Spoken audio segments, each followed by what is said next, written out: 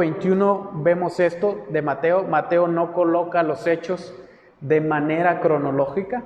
Marcos sí lo coloca de manera cronológica. Esto lo podemos ver cuando hacemos una comparación de los evangelios.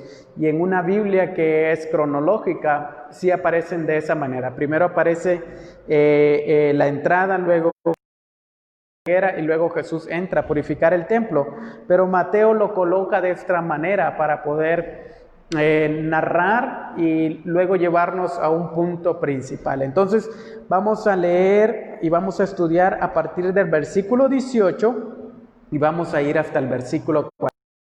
El Señor derrame de su Espíritu en nuestras vidas para poder comprender su palabra, para poder entender lo que ella dice.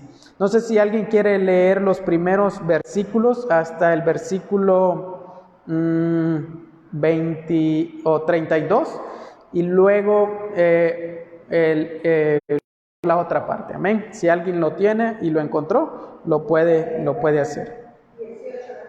Amén. Desde el 18 hasta el 32. Dice, por la mañana volví a la ciudad como hambre, viendo leer acerca del camino vino a ella, y no halló nada en ella, sino hojas solamente, que dijo, nunca jamás nazca de ti fruto, y luego se secó la higuera. Viendo a esto, los discípulos decían maravillados, ¿cómo es que se secó enseguida la higuera?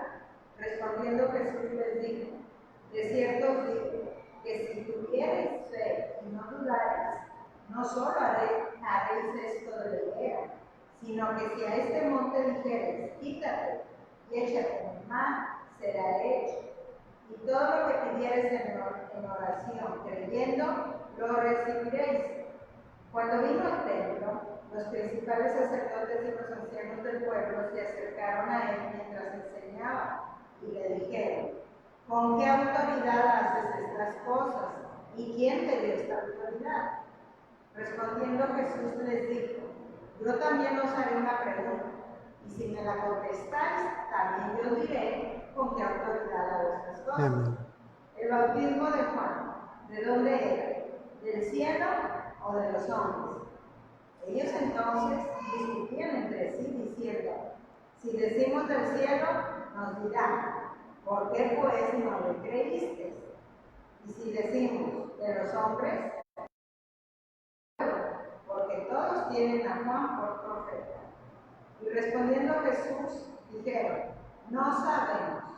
Y él también les dijo, tampoco yo os digo con qué autoridad hago estas cosas. Pero ¿qué os parece? Un hombre tenía 2 hijos, y acercándose al primero le dijo, hijo, ve, voy a trabajar en mi viña. Respondiendo él dijo, no quiero. Pero después arrepentido fue. Y acercándose el otro le dijo de la misma manera. Y respondiendo él dijo, sí, Señor, voy. Y no fue. ¿Cuál de los 2 hizo la voluntad de su padre? Dijeron ellos, el primero. Jesús les dijo, de cierto os digo, que los publicanos y las rameras van delante de vosotros al reino de Dios. Porque vino a vosotros Juan en camino de justicia, y no le creísteis, pero los publicanos y las rameras le creyeron. Y vosotros, viendo esto, no os arrepentisteis después para creer. Amén, para creerle. Entonces vean que la narración de Mateo, vamos a tratar de ir hasta el versículo 46 de este capítulo para poder entender toda la idea que Mateo nos quiere trasladar. Entonces vean qué interesante cómo después de que Jesús entra al templo, en la narración de Mateo, Mateo nos escribe que por la mañana, cuando regresaba de la ciudad hacia Jerusalén, Jesús tuvo hambre. Entonces Jesús se dirige por la mañana, según nos narra Marcos 11:12, Jesús regresa de Betania, a donde Jesús fue a descansar, en el versículo 17, y va hacia la ciudad de Jerusalén. Aproximadamente, dicen algunos que habían unos 3 kilómetros, lo suficiente como para ir y caminar y regresar y descansar y luego regresar a la ciudad de Jerusalén. Entonces, en ese camino, Mateo nos dice que Jesús sintió hambre, ¿verdad? Yo creo que cualquiera de nosotros después de una caminada puede sentir hambre. Entonces, en esos versículos encontramos lo que los teólogos, algunos le han denominado y le han llamado la humanidad de Jesús, algo que es parte de la persona de Jesús. Y vemos el estado de humillación en el cual el Hijo estuvo y al cual se sometió. Jesús fue humano y sintió hambre en ese estado de perfecta humanidad. Jesús sentía hambre y también tenía sed. Entonces vemos cómo Jesús se humilló. Esa fue la humillación que Jesús tuvo desde su gloria en la encarnación. Entonces, incluso durante su ayuno, en aquellos 40 días, después de esos 40 días, Jesús tuvo hambre, ¿se recuerdan? Y también en Mateo capítulo 12, ¿se recuerdan cómo Jesús va con sus discípulos entre los campos y sus discípulos tienen hambre? Y sin duda el maestro también tenía hambre. Entonces, en estos versículos podemos ver la completa humanidad de Jesús, cómo Jesús se hizo hombre y padeció también hambre. Entonces, en algunos países se toma el desayuno muy temprano. Antes de salir de la casa, muy temprano se toma el desayuno, y algunos comentaristas dicen que en tiempos de Jesús los judíos acostumbraban a tomar el desayuno a media mañana. Entonces parece que Mateo narra este hecho de que Jesús sale de muy temprano de la ciudad de Betania. En el transcurso de la mañana, quizás en el transcurso de la caminada, el maestro siente hambre, y esto le hace que Jesús sienta esa hambre y se acerque a una higuera. Entonces podemos ver cómo Jesús, al igual que nosotros, pero sin pecado, tuvo hambre porque estaba sujeto a un cuerpo débil, en una naturaleza como la nuestra. Entonces Hebreos 4, capítulo 4, versículo 15 nos dice que Jesús, como nuestro sumo sacerdote, entonces puede compadecerse de nuestras flaquezas, porque Él también fue tentado en todo como nosotros. Entonces, qué consolación para nuestras vidas de ver cómo Jesús en su completa humanidad se hizo cercano a nosotros para poder traer salvación. Entonces aquí podemos ver algo muy interesante. Entonces todo esto que está pasando, todo esto que Jesús está sintiendo en su cuerpo, va a llevar a una acción simbólica, que es lo que pasa en el versículo siguiente. Dice allá: al ver la higuera junto al camino, Jesús se acerca a ella, pero no halló nada en ella, sino solo hojas. Entonces vean cómo el maestro se acerca. Podemos ver cómo en el hambre que tiene, al tener hambre, que está junto al camino, y se acerca a ella para poder tomar un higo, ¿verdad? De la higuera nacen higos. Entonces, si no solamente ¿qué? Hojas. Entonces se acerca a la higuera esperando encontrar fruto, pero la higuera solamente tenía hojas. Algunos expertos dicen que a principios de abril algunas especies de higueras en Palestina daban fruto junto con hojas. Entonces, pero en este caso la higuera solamente tenía ¿qué? Hojas. Entonces vean lo que pasa. Jesús le dice: nunca jamás brote fruto de ti, y al instante se secó la higuera. Al no encontrar Jesús el fruto deseado en la higuera, Jesús sentenció a esta higuera a la esterilidad. Entonces, en el mismo momento, al instante, dice Mateo, la higuera comenzó a perder su vigor y comenzó ese proceso de marchitamiento, ¿verdad? De sequedad. Entonces, ¿por qué Jesús hizo esto? ¿Qué razón hubo por la cual Jesús hizo esto? Entonces, esto es una acción simbólica que Jesús está haciendo. Recuerden que Jesús está entrando a Jerusalén en la última semana, la semana de la Pasión. Está entrando a la cueva de los leones, a donde están los fariseos, los escribas, los religiosos, la élite religiosa. Y entonces entra Jesús.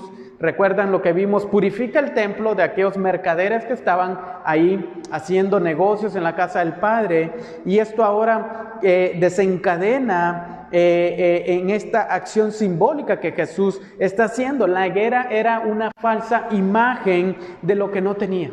La higuera tenía hojas, pero también tenía que haber tenido fruto, pero solamente tenía hojas. Entonces era una falsa imagen. Y este árbol también, cuando vamos al Antiguo Testamento, podemos ver que la higuera era un símbolo muy claro de la nación de Israel. Eso nos dice en Oseas capítulo 9, versículo 10. Entonces, así como esta higuera tenía muchas hojas, pero sin fruto, así también el pueblo de Israel, la nación de Israel, tenía una buena apariencia religiosa. Una buena apariencia religiosa ante los demás. La nación de Israel tenía una religión con revelación divina, hermosos templos, ritos, rituales, fiestas, sacrificios, muchas hojas alrededor, mucha pompa alrededor, pero no estaban experimentando una fe práctica que resultara en una vida de obediencia a Dios. Es decir, no había fruto dentro de ellos. Entonces, toda esta apariencia superficial daba la esperanza de que aquel que se acercara a la nación de Israel pudiera recoger un fruto agradable de ellos, un fruto abundante, un fruto que traera satisfacción espiritual a esta nación. Pero en el Antiguo Testamento vemos cómo Jesús condena a la nación porque se ha prostituido con los dioses paganos. En vez de ser luz, estaba haciendo tinieblas. En vez de traer fruto espiritual agradable a aquellos que se acercaban, no estaba haciendo lo contrario, se estaba deleitando en el pecado. Entonces vemos cómo Jesús hace esta acción simbólica viendo la condición en la que se encuentra el pueblo de Israel. Entonces Jesús no pudo encontrar fruto en Israel, sino solamente ¿qué? Incredulidad. ¿Se recuerdan en Lucas 13:6 cómo cierto hombre, Jesús cuenta esta parábola? Jesús dice, cierto hombre tenía una higuera plantada en su viña y fue a buscar fruto de ella y no la halló. Y dijo al viñador, mira, hace 3 años que vengo a buscar fruto de esta higuera y no lo hallo. Córtala, porque ha de cansar la tierra. El viñador le respondió, Señor, déjala por este año todavía hasta que yo cabe alrededor de ella y le eche abono.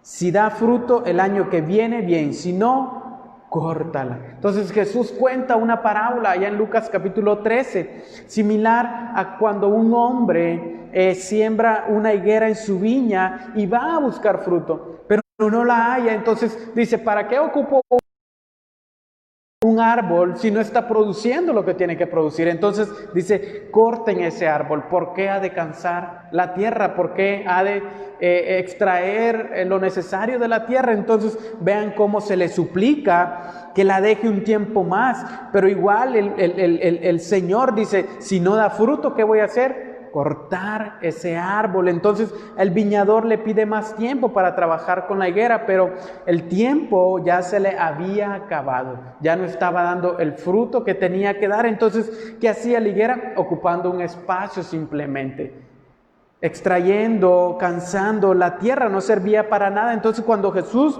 entra y purifica el templo, es lo mismo que Jesús está haciendo con la nación de Israel. Jesús está entrando para purificar a su pueblo de aquella corrupción religiosa en la cual había caído. Jesús está entrando para limpiar todo lo malo que Israel había acumulado en su sistema religioso. Y esta acción de maldición de la higuera también simboliza eso mismo. El Señor ha determinado cortar a la higuera. Ha determinado quitar a la higuera porque no ha dado el fruto esperado. Entonces Jesús está prediciendo la caída de Israel para darle lugar a una nación que no solo tuviera hojas, sino que también llevara fruto. Entonces el profeta Jeremías en el Antiguo Testamento ya había anunciado desde antes esto mismo, el pecado de Israel contra el Señor. Jeremías capítulo 8, versículo 13. Vean lo que dice, ciertamente los destruiré, declara el Señor. No habrá uvas en la vid, ni higos en la higuera, y la hoja se marchitará, lo que les he dado les será quitado. Juan el Bautista anunció esto también desde antes, Lucas 3:9, el hacha ya está puesta a la raíz de los árboles. Por tanto, todo árbol que no da buen fruto es cortado y echado al fuego. Entonces vemos cómo aquí el templo debía de ser el lugar de oración, el lugar de adoración al Señor, el lugar donde las naciones vinieran y adoraran al Dios vivo y al Dios verdadero. Pero el templo estaba hecho ¿qué? Una cueva de ladrones, un lugar de comercio. Entonces faltaba un templo para adorar al Señor, era un lugar de negocios. El pueblo no vivía en obediencia, sino que por pura tradición, por pura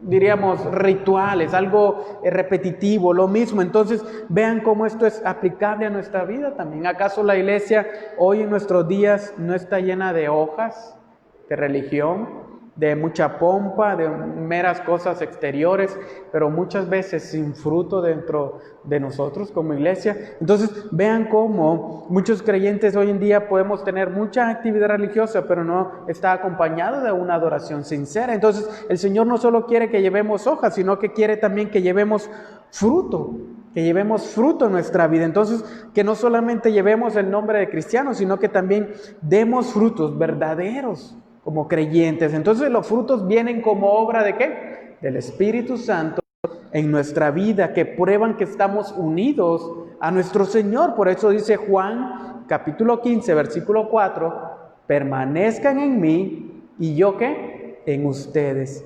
Como el sarmiento no puede dar fruto por sí mismo si no permanece en la vid, así tampoco ustedes si no permanecen en mí.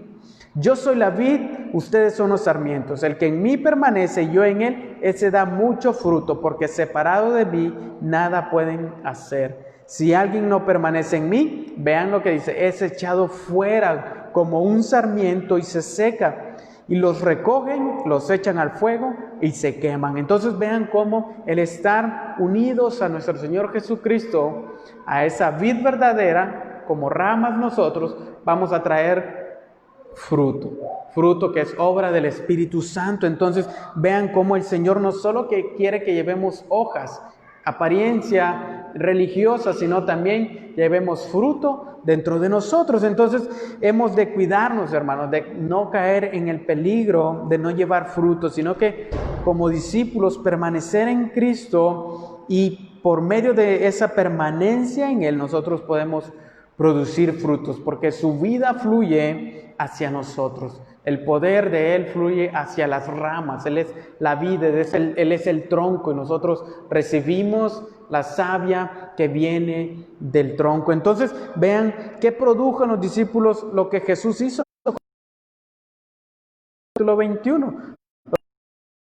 Se maravillaron al ver esto y decían, ¿cómo es que la higuera se secó al instante? Vean cómo el poder de las palabras de Jesús hizo que esta higuera se secara al instante. Entonces los discípulos se asombran por la rapidez con que la higuera se seca. Marcos, en su relato del capítulo 11, versículo 20, nos dice que esto pasó en la mañana siguiente. Al día siguiente notaron que se había secado. Recuerden que Mateo no lo escribe en orden cronológico, Marcos sí. Entonces Marcos nos dice que fue al día siguiente que los discípulos ven que se ha secado esta higuera. Pero la pregunta es, ¿qué árbol se seca de un día para otro tan rápido? Entonces realmente fue un milagro de parte de Jesús, fue algo asombroso que los discípulos se maravillaron. Un árbol que se seque de la noche a la mañana, una higuera que se marchite de la noche a la mañana. Entonces se secó porque Cristo conocía la voluntad de Dios, y esta acción que Él hizo simbolizaba lo que a Israel le pasaría, como lo dijimos anteriormente. En el año 70 cayó el juicio de Dios sobre Jerusalén, fue destruida. La higuera se secó y fue marchitada. Amén. Entonces vean cómo Jesús más adelante va Vamos a leer las dos parábolas que están relacionadas con esto que Jesús dice. Entonces Jesús utiliza esta oportunidad también para instruir a sus discípulos sobre la fe que ellos debían de tener. Vean lo que dice el versículo 21. Jesús les respondió: en verdad les digo que si tienen fe y no dudan, no solo harán lo de la higuera, sino que aun si dicen a este monte, quítate y échate al mar, así sucederá. Y todo lo que pidan en oración creyendo, lo recibirán. Vean cómo Jesús les declara a sus discípulos que esto que Él había hecho era resultado de una oración hecha ¿con qué? Con fe. Y que ellos debían orar ¿de qué? De la misma manera, con fe y sin dudar. La duda es lo opuesto ¿a qué? A la fe. Entonces vean cómo la duda es vacilar entre dos opiniones. El que vacila entre dos opiniones, entre dos cosas. Santiago nos habla de eso, el dudar, el no estar firmes en una sola cosa. Entonces el que duda dice, ¿puedo confiar en Dios o no puedo confiar en Dios? Empieza a caer en esa duda, en esa vacilación. Entonces Jesús les alienta a sus discípulos a creer y a confiar, a no dudar de Dios. Entonces vean cómo la oración que Jesús hace, conociendo la voluntad de Dios. Entonces Jesús le dice a los discípulos, ustedes pueden decirle a este monte, quítate y échate al mar, y así pasará, y pedir en oración creyendo. Entonces estas palabras también no son de una manera literal, porque ni aún Jesús trasladó montes, sino que nos está hablando en el énfasis que no hay nada imposible para Dios cuando nosotros nos acercamos a Él creyendo y con fe. A eso se refiere, a que Dios tiene el poder para hacer las cosas. ¿Se recuerdan en Mateo 17 cómo Jesús dijo que si tienen fe como un grano de mostaza, dirán a este monte, pásate de aquí a allá y pasará y nada les será imposible? Entonces la condición para recibir es orar ¿qué? Creyendo, con fe y no dudando. Así no serán negadas las peticiones de parte de Dios. Sin embargo, la Biblia establece también algunas condiciones para una oración eficaz. Encontramos una: se debe orar en el nombre de Jesús. Juan 16:24, también debemos orar con el deseo de que se haga la voluntad ¿de quién? De Dios en cada situación. Muchas veces decimos, no, yo quiero orar con fe, pero a veces oramos cumpla nuestra voluntad. Entonces, una condición para que esta oración sea contestada y sea eficaz es que debemos orar con el deseo de que se cumpla siempre la voluntad de Dios en cada situación y no la nuestra. Primera de Juan 5:14. Permanecer en la palabra, aferrados al Señor, también es otra condición. Juan 15:7. Tomados a Él. Entonces, un creyente que escudriña la palabra, conoce la voluntad de Dios, entonces va a pedir cosas que agradan a Dios y extienden su reino conforme a su voluntad. Entonces vean cómo Jesús está hablando a los discípulos que lo que acaba de pasar es porque Él conoce la voluntad de Dios. Hay fe y no hay duda. Entonces vean qué interesante lo que Jesús le dice a sus discípulos. Y en el versículo 23, vean lo que pasa. Cuando Jesús ahora llega al templo, los principales sacerdotes y los ancianos del pueblo, ¿qué hacen? Se acercan a Él mientras enseñaba. Pasa todo este suceso de la higuera. No sé cuánto tiempo quizás haya pasado, pero llega Jesús hasta el templo. Ahora se encuentra enseñando.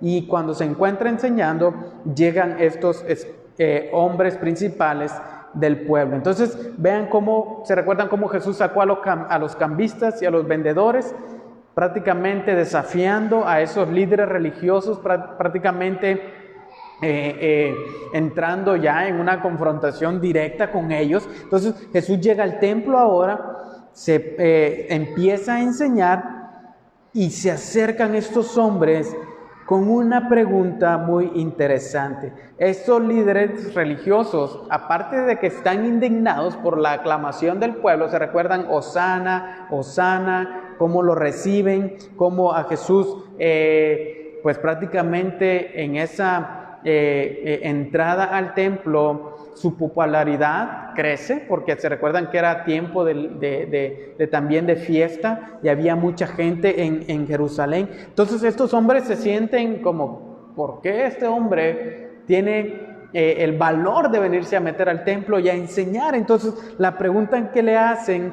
a Jesús es esta misma: ¿con qué autoridad estás haciendo estas cosas? ¿Quién te dio esta autoridad, Jesús? ¿Con qué autoridad lo haces? Entonces, estas cosas se refieren a lo que Jesús ha hecho. Ha sacado a los cambistas, ha corrido a la gente del templo, ha mostrado esa autoridad. Entonces, ¿por qué haces estas cosas? ¿Con qué autoridad? Entonces, ellos desean saber por qué Jesús está haciendo esto y quién le dio autoridad o permiso, pero su mirada está puesta en la autoridad terrenal, es decir, en ellos mismos. Se presentan con soberbia, como diciéndole a Jesús: ¿quién de nosotros te dio la autoridad para hacer esto? Porque ellos son los líderes religiosos, recuérdense. Entonces, como quien dice: nosotros no te hemos dado la autoridad para que estés aquí haciendo estas cosas. Entonces, ¿quién te dio esa autoridad? ¿Por qué haces esto? Entonces, vean cómo ellos se presentan de manera soberbia, como insinuando que Jesús no tenía ninguna autoridad recibida de parte de ellos. Es decir, ¿de dónde estás haciendo esto? Porque nosotros no te hemos dado permiso de hacer esto. ¿De dónde obtienes esta autoridad? Entonces Jesús, vean, en lugar de contestar directamente, Jesús va a revelar la hipocresía que hay en sus corazones por medio de una pregunta. Y Jesús les respondió: yo también les haré una pregunta, que si me la contestan, yo también les diré con qué autoridad hago estas cosas. ¿De dónde era el bautismo de Juan? ¿Del cielo o de los hombres? Y ellos discutían entre sí, diciendo: si decimos del cielo, él nos dirá, entonces ¿por qué no le creyeron? Y luego dice, versículo 26, y si decimos de los hombres, tememos a la multitud, porque todos tienen a Juan por profeta. Entonces vean la pregunta que les hace Jesús. La pregunta tiene dos opciones nada más: una, el cielo, y otra, los hombres. Ellos no están de acuerdo, dicen, discutían entre sí. No se ponían de acuerdo, no sabían qué contestar. Entonces, si decimos esto, decimos lo otro, nos metemos en un problema. Entonces, la primera opción era aceptar que el bautismo de Juan era del cielo. Entonces, si regresamos a los primeros capítulos de Mateo, en el capítulo 3, versículo del 1 al 3, si alguien lo quiere leer, vamos a poder encontrar allí cómo desde el Antiguo Testamento Isaías estaba anunciando a un hombre que vendría y llamaría al pueblo al arrepentimiento. Si alguien lo tiene y lo quiere leer, del 1 al 3. En aquellos días llegó Juan el Bautista predicando en el desierto de Judea, diciendo: arrepiéntanse, porque el reino de los cielos se ha acercado. Porque este Juan es aquel a quien se refirió el profeta Isaías cuando dijo: voz del que clama en el desierto, preparen el camino del Señor, hagan derechas sus sendas. Amén. Entonces vean cómo desde el Antiguo Testamento, y Jesús les está diciendo: el bautismo de Juan, ¿de dónde es? ¿Del cielo o de los hombres? La primera opción es del cielo. Entonces recordamos en el capítulo 3 cómo desde el Antiguo Testamento Isaías ya estaba anunciando que vendría alguien que llamaría al pueblo al arrepentimiento, y este hombre fue Juan el Bautista. Este hombre prepararía el camino al Señor. Y vean el mensaje de Juan en el desierto: arrepiéntanse porque el reino de los cielos, ¿qué? Se ha acercado. Y dice, Mateo entiende que este hombre era el que Isaías ya había anunciado desde Isaías 40, versículo 3. Voz del que clama en el desierto, preparen el camino del Señor, hagan derechas sus sendas. Juan era un mensajero que estaba llegando previamente a la llegada del Mesías. Y cuando estudiamos este capítulo 3 hace más de 2 años, veíamos que es alguien que va antes de un rey y que prepara el camino para que su carruaje real quizás no caiga en baches, en lugares donde vaya a correr peligro el rey. Y ese es el sentido de la palabra, prepara el camino del Señor. Entonces Juan venía a hacer esto mismo, a preparar al pueblo para el arrepentimiento y recibir al Mesías. Entonces Juan atraía a mucha gente, a pesar de su duro mensaje: arrepiéntanse. Las personas venían. Y 9, vean cómo dice, confesando sus pecados delante de Dios. Y el bautismo, que simbolizaba simplemente arrepentimiento. Versículo 5 dice: entonces Jerusalén y toda Judea y toda la región alrededor del Jordán, que acudían a él, y confesando sus pecados eran bautizados por Juan en el río Jordán. Pero cuando vio que muchos de los fariseos y saduceos venían para él, les dijo: camada de víboras, ¿quién les enseñó a huir de la ira que está al venir? Entonces vean qué interesante, la gente estaba viniendo a Juan confesando sus pecados, reconociendo que él era un mensajero de parte de Dios, y eran bautizados como símbolo de arrepentimiento. Entonces estos hombres también se acercaron, pero simplemente se acercaban para ver. Y Juan les decía: ¿por qué huyen? ¿Por qué no se arrepienten? ¿Por qué huyen de la ira venidera? Entonces simplemente miraban lo que otros hacían al descender al bautismo en arrepentimiento. En lugar de arrepentirse, ellos se consideraban ¿qué? Limpios y dignos. Entonces Jesús les dice eso: el bautismo de Juan era del cielo, y ya lo vemos, era del cielo, era algo que el profeta Isaías anunciaba desde el Antiguo Testamento. Y Juan les decía: por tanto den frutos dignos de arrepentimiento. No piensen que pueden decirse a sí mismo: tenemos a Abraham por padre, porque les digo que Dios puede levantar hijos a Abraham de estas piedras. Entonces ellos se consideraban ya limpios. Ellos decían: no tenemos necesidad de arrepentirnos. Nosotros somos hijos de Abraham, ya tenemos ganado el cielo. Estos pecadores, claro que sí. Ellos que sí se arrepientan de toda su maldad. Nosotros no. Entonces vean cómo, si decían, como era verdad que el bautismo era del cielo, entonces Jesús les había dicho. Entonces, ¿por qué no le creyeron?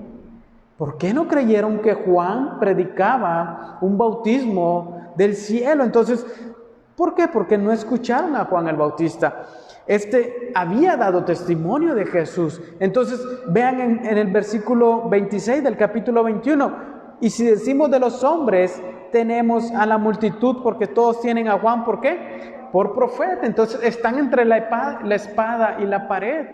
No quisieron aceptar que el bautismo era del cielo, a pesar de que Juan ya había sido anunciado a este hombre como profeta. Entonces ellos dicen: bueno, si decimos de los hombres, la gente tiene a Juan por profeta. Entonces esta pregunta no busca evadir de parte de Jesús la respuesta, simplemente muestra la hipocresía que había en sus corazones. Entonces, si decían de los hombres, ellos temían a la gente porque el pueblo consideraba a Juan como profeta. Entonces nos damos cuenta que ellos temían al pueblo porque sabían que no actuaban correctamente, que no estaban haciendo lo correcto. Entonces, si hubieran conservado su integridad, si hubieran cumplido con su deber, habrían ellos conservado también su autoridad, y no tendrían por qué temer al pueblo. Si hubieran estado haciendo lo correcto, ellos hubieran dicho: no, ese bautismo no es de Juan, no es de Juan.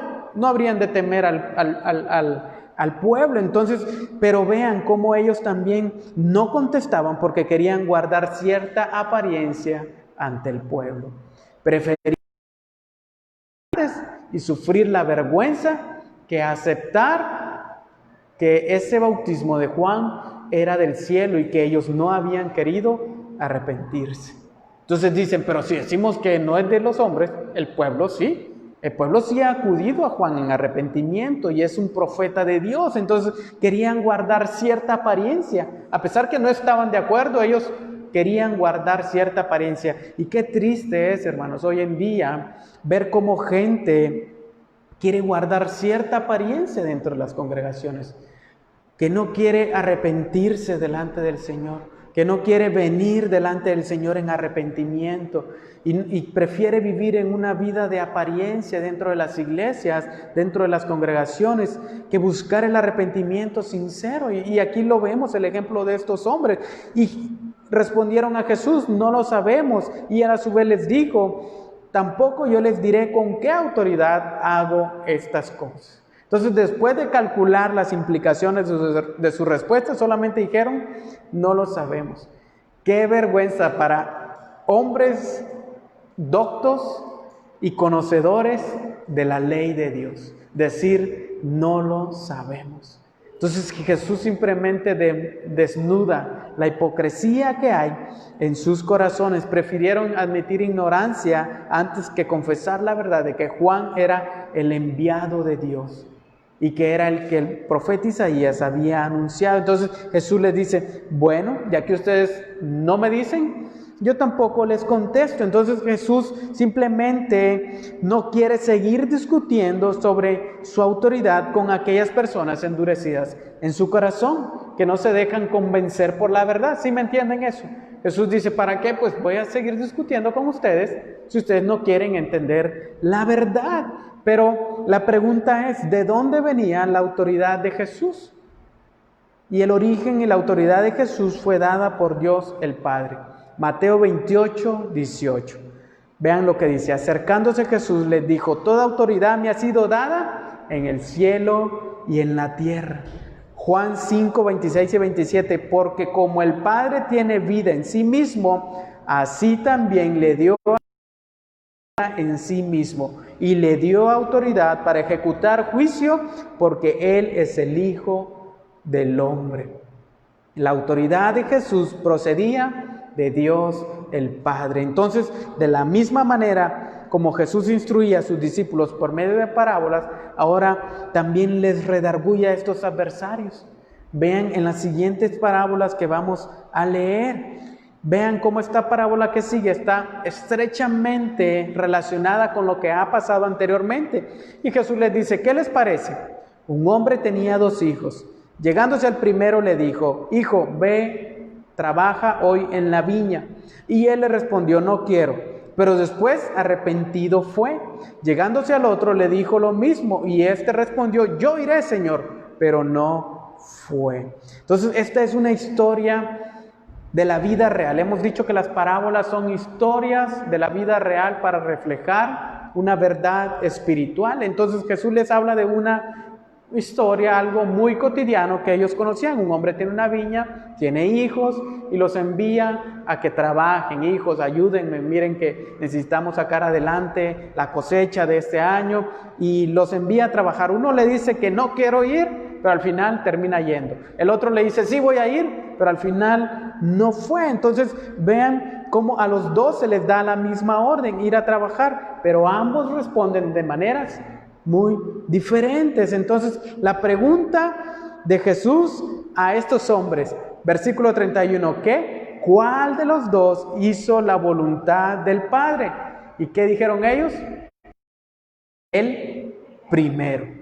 Jesús les dice: en verdad les digo, vean la dura respuesta, que los recaudadores de impuestos y las rameras entran en el reino de Dios antes que ustedes.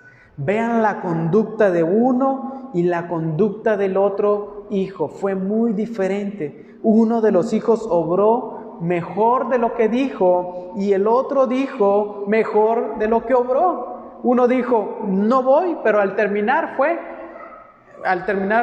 fue yendo. Y el otro dijo: sí voy, pero obró de una mala manera. Entonces vean cómo Jesús les aplica esta respuesta. En verdad les digo que los publicanos, los recaudadores de impuestos y las rameras entran en el reino del cielo delante de ustedes, antes que ustedes. Y vamos a ver más adelante por qué. ¿Quiénes eran los recaudadores de impuestos y las rameras? Eran grupos marginados por la élite religiosa. ¿Por qué? Porque se consideraban como pecadores. Ellos decían: estos hombres no entrarán en el reino de los cielos. ¿Por qué? Porque son demasiado pecadores. Y nosotros sí tenemos el privilegio, ser hijos de Abraham, nosotros sí entraremos. Pero Jesús les está diciendo: vean a estos hombres recaudadores de impuestos y rameras, estos sí van a entrar delante de ustedes, porque vino Juan, y ahí está, a ustedes en camino de justicia y no le creyeron, pero los recaudadores de impuestos y las rameras le creyeron, y ustedes viendo esto ni siquiera se arrepintieron después para creerle. Vean qué interesante. Ahora Jesús les está diciendo esto mismo. Y la verdad central de esta parábola es que el padre y los dos hijos nos muestran ahí la manera correcta de responder a la autoridad de Dios. Las meras palabras, hermanos, no logran satisfacer las demandas de Dios, sino el ¿qué? El obedecer su voluntad. Esta parábola nos muestra eso, que la obediencia es la manera correcta en la cual nosotros podemos responder a la autoridad de Dios. Uno dijo que no, pero al final terminó yendo. Uno dijo que sí, pero al final no terminó yendo. Entonces el primero dijo que no y luego hizo lo que el Padre le mandó, y representan a los publicanos y a las rameras, quienes por su conducta pecaminosa decían que no. Pero al escuchar el mensaje de Juan denunciando sus pecados y llamándolos al arrepentimiento, creyeron y fueron bautizados. Pero en cambio el hijo que dijo que sí, ¿qué hizo? No obedeció.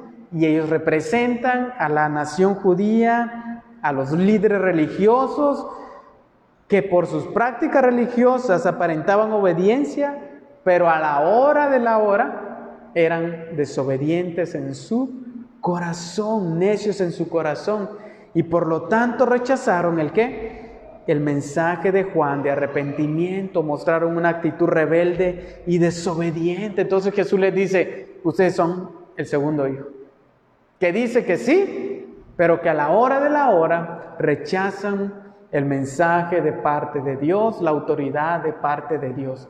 Dicen que sí a todo, pero a la hora y la hora no hay frutos dignos que muestren esa obediencia, sino que esos hombres llamados publicanos, llamados recaudadores de impuestos, estas mujeres rameras, llamadas pecadoras, escucharon el mensaje de Juan y creyeron.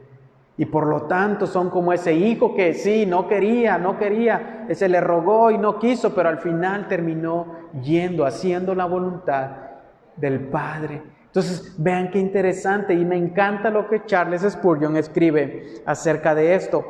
Hablan de arrepentirse pero no se arrepienten, hablan de creer pero nunca creen, piensan en someterse a Dios pero aún no se han sometido a Él ellos mismos. Dicen que es tiempo de buscar a Jehová pero no lo buscan. Todo termina en una mera promesa. A veces somos así, hermanos, como creyentes. Todo prometemos, hablamos de arrepentirnos, hablamos de creer en el Señor, hablamos de someternos al Señor, hablamos de que es tiempo de buscar al Señor, pero todo lo que decimos a veces queda en una mera promesa.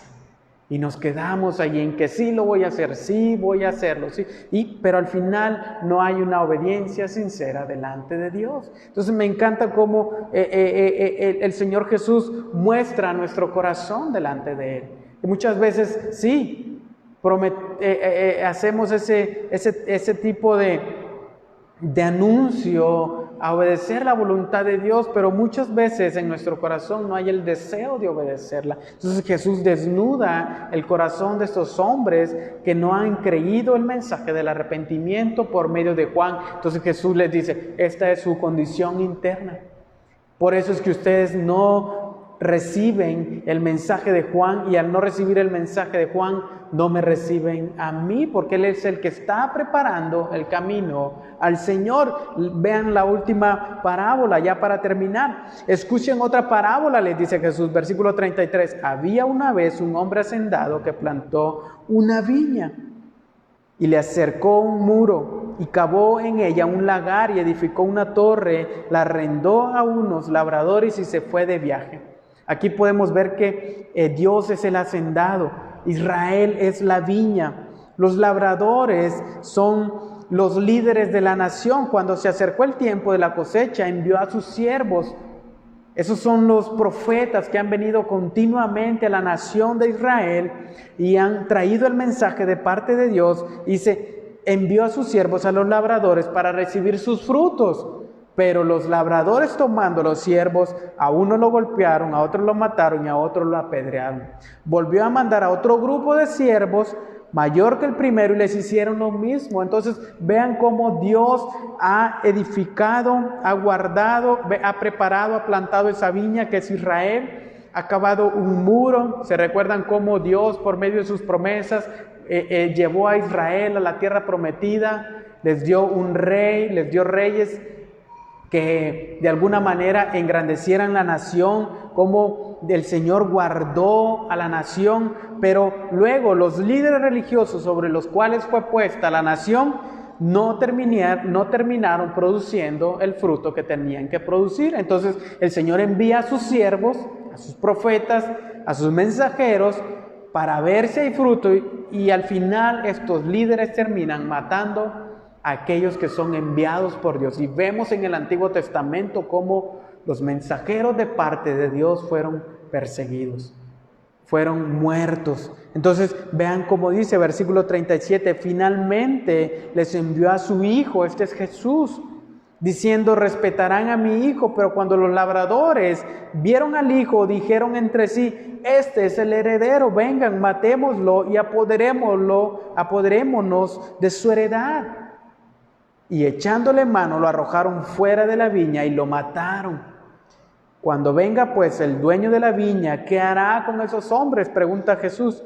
Ellos respondieron: llevará a esos miserables a un fin lamentable y arrendará la viña a otros labradores que le paguen los frutos a su tiempo. Entonces vean esta parábola que Jesús les está contando.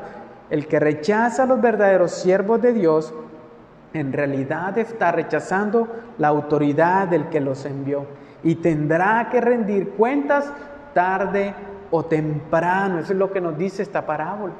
¿Por qué? Porque Él ha colocado esa viña en su lugar. Él fue el que la sembró, Él fue el que la puso. Aunque se la dio a estos labradores para que la administraran, no les pertenece a ellos. Ellos simplemente son trabajadores de esa viña. Y el Señor envía a sus siervos a corroborar que se esté trabajando de manera correcta la viña, pero estos se quieren apoderar de ella. Entonces luego envía a su hijo a revisar cómo está la viña, pero también dicen: lo vamos a matar porque esto ya nos pertenece. Entonces Jesús está revelando cómo ellos están rechazando a los siervos de Dios, están rechazando la autoridad de Dios, y tarde o temprano como líderes tendrán que rendir cuentas delante del Señor sobre su trabajo en esa viña. Entonces vean cómo ellos mismos contestan en el versículo 41, los llevará a un fin lamentable y arrendará la viña a otros labradores para que le paguen los frutos a su tiempo. Entonces Cristo va a ilustrar, va a aplicar esta parábola, y vean lo que les dice. Jesús les dijo: ¿nunca leyeron en las Escrituras la piedra que desecharon los constructores? Esa piedra en piedra angular se ha convertido. Esto fue hecho de parte del Señor y es maravilloso a nuestros ojos. Salmo 118, versículo 22. Entonces la piedra principal y el hijo que fueron ¿qué? Rechazados. Aquí la piedra principal la han desechado los constructores. Allá en la parábola anterior Jesús dice que el hijo del dueño fue ¿qué? Rechazado también por los labradores. Entonces vean qué interesante, ellos no ceden a Cristo en ningún lugar, no desean que Cristo forme parte de eso. Entonces le arrojan fuera, le avientan fuera y lo avientan como una piedra afuera de la construcción, y dice: pero esa piedra se ha convertido en la piedra angular. Esa piedra rechazada por estos constructores después ocupó un lugar principal, un lugar de preeminencia, y llega a ser la cabeza que sostiene todo el edificio. Entonces vean qué interesante cómo Jesús fue rechazado por la nación judía. Jesús fue rechazado por su pueblo, por los labradores, por los constructores. A pesar de que el edificio no era de ellos se consideraron los dueños y rechazaron esas piedras que el Señor estaba mandando. Y la piedra principal también fue rechazada. Entonces fue recibido por los gentiles. La nación judía lo rechaza, pero los gentiles le reciben. Entonces ahora esa piedra se ha convertido en la piedra angular. Entonces esta era la predicción del rechazo de Jesús, de su crucifixión y de su resurrección. No sé si lo logran ver ahí, pero aquí se ve, desecharon los constructores, la tiraron a un lado, luego esa piedra angular se ha convertido en la piedra principal y esto fue hecho, dice Jesús en el versículo 42, citando Salmo 118, ¿de parte de quién? De parte del Señor. La obra de Jesús, desde su nacimiento hasta su crucifixión, era el propósito y el plan divino de la redención en Dios. El plan que Dios había trazado de la redención por medio de nuestro Señor Jesucristo. Aunque aparentemente parecía una derrota, al haber sido desechado y muerto y crucificado, todo esto era parte del Señor. El Señor le dio un triunfo glorioso, resucitándole al tercer día. Entonces vean qué interesante y es maravilloso a nuestros ojos, pregunta Jesús. Entonces vean qué interesante cómo Jesús les está diciendo, ustedes están rechazándome a mí, a la verdadera piedra angular. Entonces, versículo 43, por eso les digo que el reino de los cielos, ¿qué? Les será quitado y dado a una nación que produzca frutos, los frutos del reino.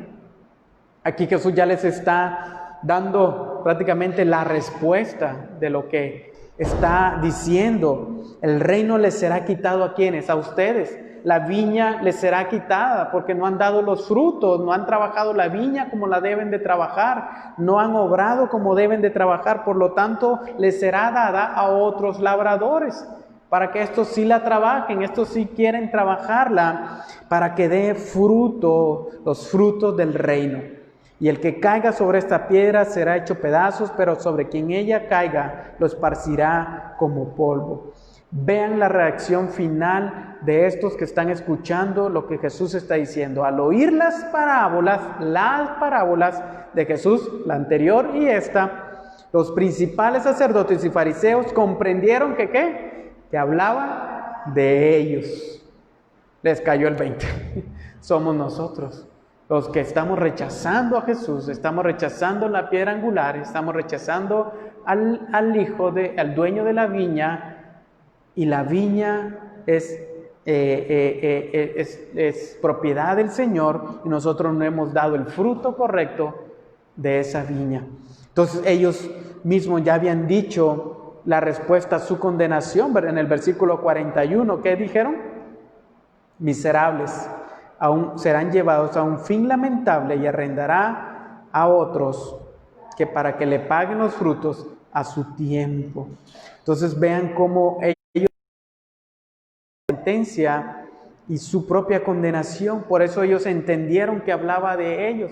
Y en lugar de arrepentirse, lo que pasó fue que ¿qué? Endurecieron su corazón aún más. Versículo 46, y procuraron ¿qué? Prender a Jesús.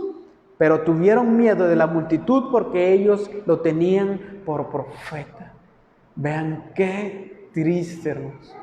En lugar de arrepentirse, en lugar de poder abrazar la gracia del Señor, la verdad del Evangelio, ellos buscan matar a Jesús. Por eso dice que cuando el dueño envía a su hijo, ¿qué hacen? Lo procuran matar, porque él es el heredero, dicen.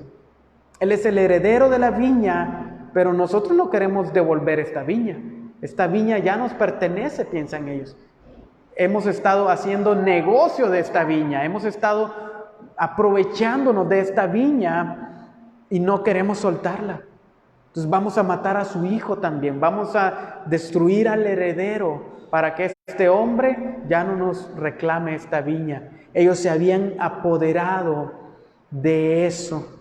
Ellos creían que el reino de los cielos era obra de ellos, que Dios, el reino y su reino les pertenecía a ellos y que ellos ahora eran los dueños de eso. Entonces vean qué interesante, en lugar de arrepentirse, endurecen su corazón.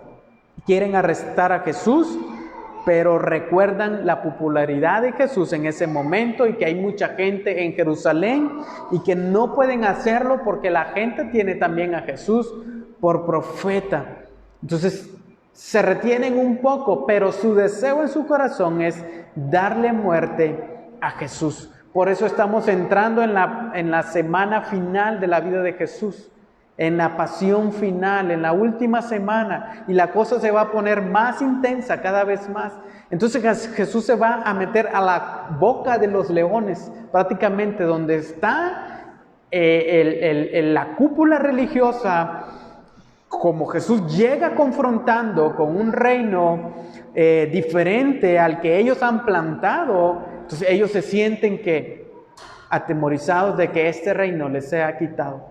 Y que ellos dicen, no, esto ahora nos pertenece y se va a hacer a nuestra manera. Pero Jesús les dice, ustedes no han dado el fruto correcto que tienen que dar. Por lo tanto, les será quitado y les será dado a una nación, a un pueblo que dé frutos a su tiempo.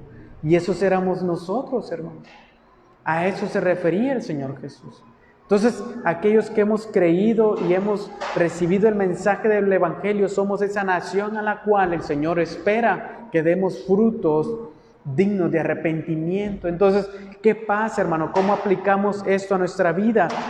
Que podemos escuchar y podemos tener todo este sistema religioso o sistema cristiano y venir y adorar al Señor, pero muchas veces está rechazando el arrepentimiento delante del Señor.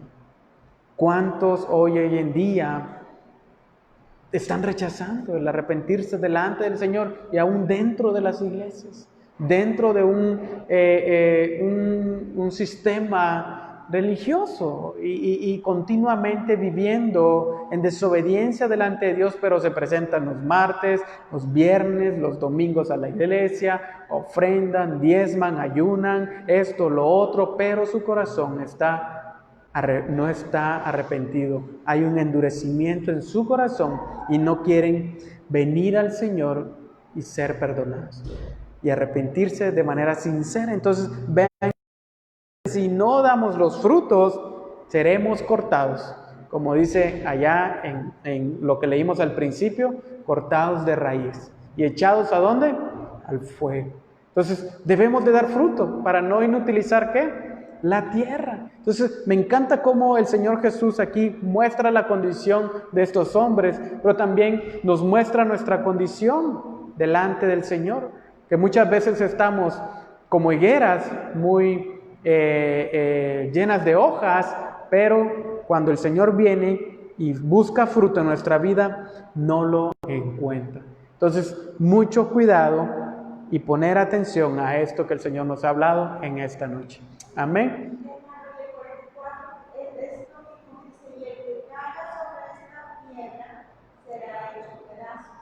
Pero sobre quien caiga lo esparcirá. Hay otras versiones que dice, en otros pasajes, está este mismo versículo, pero dice, será quebrantado.